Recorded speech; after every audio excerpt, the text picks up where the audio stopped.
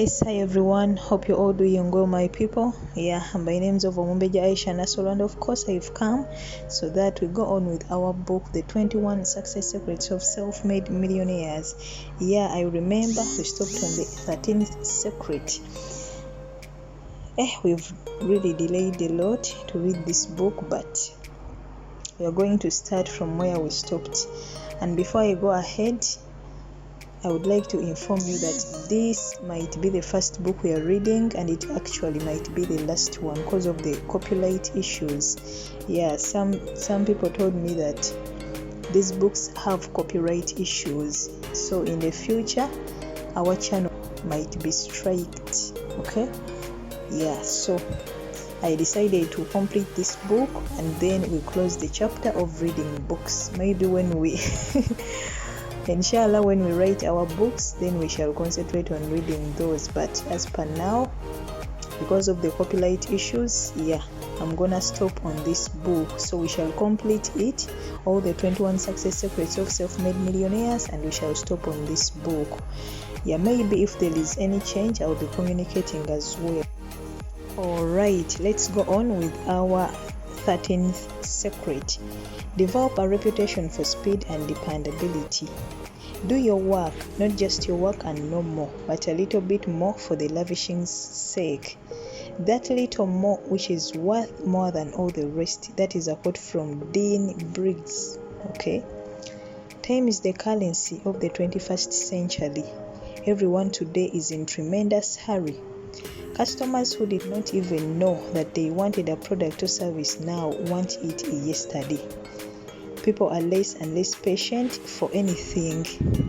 Loyal customers will change suppliers overnight if someone else can serve them faster than the people they are already dealing with.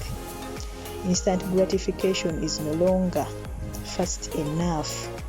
Your job is to develop a reputation for speed. Develop a sense of urgency. Develop a bias for action. Move fast on opportunities. Move fast when people want or need something. Move quickly when you see something that needs to be done. When your boss or your customers ask you to do something, drop everything else and do it so fast that they are amazed. You have heard it said that whenever you want to get something done, give it to a busy person. People who have a reputation for moving quickly attract more opportunities and possibilities to them. They get more chances to do more and more things faster than other people who just do a job when they get around it. When you can combine your ability to select your highest priority task with the commitment to getting it done quickly and well, you'll find yourself moving to the front. More doors and opportunities will open for you than you can even imagine today. Action exercise as usual. Select just one key task that you have been procrastinating on starting or bringing to completion and resolve to take action on it immediately. Keep repeating to yourself these magic motivating words. Do it now, do it now, do it now. All right. Yes, ladies and gentlemen, whoever is listening about this has been our 13th secret in the book 21 Success Secrets of Self-Made Millionaires, and it has been develop a reputation for speed and dependability. Okay, as usual, I read the book in English and then after I explain in Luganda. So akatabo kano tuli katabo ak'amateeka 21 eri abo abagagga naye nga beerandiza bokka self-made, era nga tuli ku kyama eky'e13. Tuli ku byama by'abagagga 21 naye nga kati tuli ku byama 13. Ewe mbadde ntandika gundi eno mbategezezaako awo waggulu nti ke kana katabo kaffe akasoose ate kandibanga ke kasembeddeyo okubeera nga tukasoma olwa copyright issues. Copyright bwe obuyinza omuntu bwaba ku kintu kye kyaba yeekolera, era obuyinza obwo senga omuntu yenna abuyingirira aba ayinza omuggulako olutalo. Kati nga ffe ku YouTube nti w'osoma kano akatabo ng'ate kaliko copyright, kuba nagambiddwa omuntu nti buno obutabo buliko copyright, era mu channel yange singa eba etambudde nyini katabo kano ne bakagwako, channel yange bayinza ogistrikinga, era we batyonenkera ku makyanga sigiraba ng'ebuzeewo olw'ekyo ekyokubeera nga nsoma obutabo bw'abendi. So ne bandabula obutabo buno mbere ng'ate nkola kimbwesonyiwa. So kati nze nganze omu n'ensalawo katumalirize kano akatabo insha Allah. Wanaabeerawo enkyukakyuka yonna nja kuba mbategeeza, naye nga for now tuyinza okuba nga kekano akatabo ke tutandikiddeko era nga baganda bange ke tusembyeyo, naye nga tujja kuba tuyiya mpolampola ate ki kye turepressinga mu kifo ky'obutabo buno eno. Yes, so secret yaffe gye tubaddeko olwaleero ebadde ya 13 era ng'egamba fuba nnyo okulaba nga mu buli kintu ky'okola obeera n'obwangu, speed and dependability, ng'oli mwangu ate ng'era oli muntu like ngambe eyeesigamwako, nga people can count on you olwa speed yo, ng'oli mwangu, nga gwe bagamba nti kola kino ositukira mu busitukizi ng'eyatega ogw'ekyayi n'obeera ng'okikola tolindiriza. Alina kyatugambye nti obudde ssente, ate nga mu butuufu mutuufu emirundi 100 ku 100. Era omuntu yenna yenna kati ayonoona obudde bwe nga tabukolamu ekyo kisaanidde kubeera ng'abukolamu. Mu butuufu ssente zaali mu kwonoona. If you're wasting time, you're wasting money. Okay? Era tugambye nti mu butuufu ennaku zino buli muntu ali ku bwangu. Everyone is in a tremendous hurry. Buli muntu kati ali ku bwangu kubeerako na kyakola. Buli omu kati akizuula nti abadde amala obudde bungi ate obw'ennaku zino budduka. Kati buli omu ali mu bwangu, kubeerako na kyakola. Era natugamba nti kati ba customers abaali tebamanyi nti beetaaga product eno oba service kati bagyetaaga mu bwangu obw'ekika ekyawaggulu. Era tugambye nti kati abantu tebakyayina bugumiikiriza. People are less and less patient for anything. Abantu tebakyayina bugumiikiriza ku kintu kyonna. Era tugambye nti ba customers bo bajja kubeera nga bakyusa ba supplier buli kaseera. Senga omuntu oyo gwe baba badiiringa naye aba tasobola kutuukagana na bwangu bwe baba beetaaga. Kasuubira ekyo baganda bange kitegeerekeka. N'emiso oyina dduuka, olina ebintu by'otunda. Waliwo omuntu akusappulayinga sinakisi, sabbuuni, biki.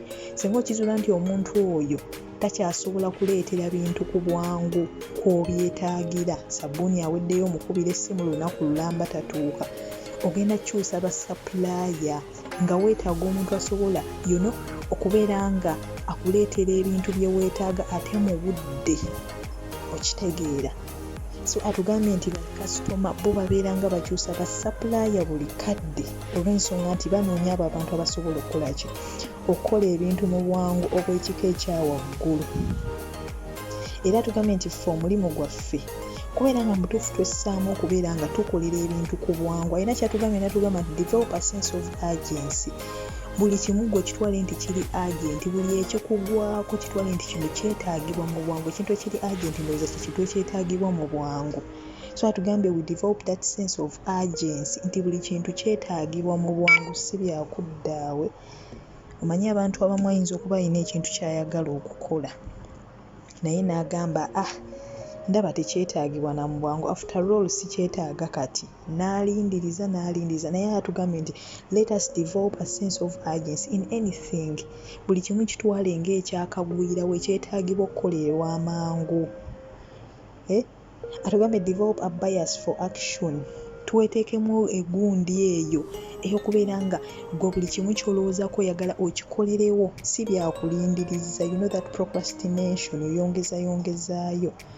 Move fast on opportunities. Buli opportunity gy'olengera fulaba ng'ogituukako mangu. Todda mu kugirengerera eri bbali ng'olinda ogamba nze gigendako luli. Eyo nja kugendayo luli. Wawuliddeyo nti waliyo akaliyo naye ogamba nja kugendayo luli. Ye atugambye move fast on opportunities. Idea gy'oba ofunye bwangu ki bw'oteekamu okulaba ng'ogirowoozaako n'otandika ogikolako oba wagikolako. Move fast when people want or need something. Omuntu waba yeetaaga ekintu kikole mu bwangu. Abantu beetaaga abantu bannaye abakola ebintu mu bwangu. Kobe ggwe olina ewantu w'okolera era mukama wo kyakugamba bannaye neetaaga obwangu, buli kintu kikole mu bwangu. Ate nawe ogenda okwesanga nga mu butuufu obwangu bwe bukuseevinga, ng'ebikutunuulidde bingi nga wodda mu lulonda kambi togenda bimalawo mangu ago, naye ng'olina okuinkrizinga ku sipiidi yo osobole olaba ng'ebintu bigetinga done. Okay? Atugambe move quickly when you see something that needs to be done. Atugambe nti when your boss or your customers asks you to do something, drop everything else and do it so fast that they are amazed. Nti bakasitoma abo oba boosi wo mukama wo wakugamba okukola ekintu, bino byonna by'obadde okola sooka obireke, kola ekyo kyakugambye. Ate kikole mangu nnyo nti naye ajja kwewuunya. Okolera mu kikuubo, kasitoma wo ng'akkubira essimu, olinayo kino, mbadde nsaba obimpeole ewa booda abindeetere, oba obadde okola ki, byonna sooka obireka awo. Otherwise yo oli wajja yitawo essaawa nga zizo ng'alaba tojja kubira omulala. Abantu baba n'abantu bangi nnyo be badiiringa nabo, taba naawe wekka. Naye ye alondamu oyo aba asinze omukolera obulungi era ye gwe yeerippako. Kati gwajja kukubira essimu agambe maama gundi ndeetera bino, odde mu kulindiriza, odde mu kwegayaaza, ajja kubira omulala ssente zikuyiteko. So kino kyatugamba nti kasitoma oba boosi we bagamba okukola ekintu, bino byonna sooka ossa ebbali. Kola ekyo kye bagambye. Whenever you want to get something done, give it to a busy person. Atugambye nti ndowooza tubadde tuwulira ku njogera egamba nti buli w'oyagala ekintu kikolebwe mu bwangu kiwa omuntu oyo abeera busy. Bayita we nange enjogera eno nagiwulirako lwakuba nali sigikiririzaamu we nagiwulira. Kwa naye neebuuza nti omuntu olw'edda ali busy ate naawe omwongereko. Naye ate ono ye yakinyonyodde bulungi n'aggyayo amakulu gaakyo. Lwansonga omuntu ali busy ye muntu akola ebintu mu bwangu kuba abalaba nti ebimutunuulidde bye bingi. Kitegeeza agenda kukola kino ng'asuubira nti alina okukivaako akole ekirala. Okusinga ono abeera awo nga talina nnyo by'akola, ye abeera mu kwegayaaza. Kitegeeza naye w'oba omuwadde by'oyagala kukolere era agenda kuddaawo yeegayaaze okukakana nga tabikoze. Naye ono ali busy ye olwedde yeeteekamu sipiidi, amanye engeri gya handling ebintu bye. Okay? Kitegeera muganda wange. Atugambye nti abantu abakola ebintu mu bwangu ba-attractinga opportunities nnyingi mu bulamu bwabwe. Omuntu buli walaba nga ggwe ebintu by'obikola mu bwangu agenda kwongera okuwa emirimu emirala. Of course emirimu egyo oba togikolera bwereere. Kyono we baba kasitoma ng'alaba owaayi oli gundi yannyanguyira. Kitegeeza buli kyaba yeetaaze amanyi nti gwe mwangu gwe gwagenda otuukirako. Naye woba oli siro ogenda kwesubya ssente. Okay? So atugambye nti when you combine your ability to select your highest priority, jjukira eno ye yabadde secret ey'e12. Select your highest priorities. Kati wano atugamba nti when you combine your ability to select your highest priority task with the commitment to getting it done quickly and well, you'll find yourself moving to the front. Nti buli w'obeera ng'oli mwetegefu okusalawo ebyo ebintu ebisinga amakulu mu bulamu bwo, n'okubeera ng'ate weewaddeyo okubeera nga obikola mu bwangu, ojja kwesanga ng'ogenda mu maaso. Okay? N'otulansi n'ogamba kiriwo ekisingawo amakulu mu bulamu bwange nti kino, n'okifokasingako n'ogamba kati kantunuulire kino, ojja kwesanga ng'ogenda mu maaso mu bulamu bwo. Okay?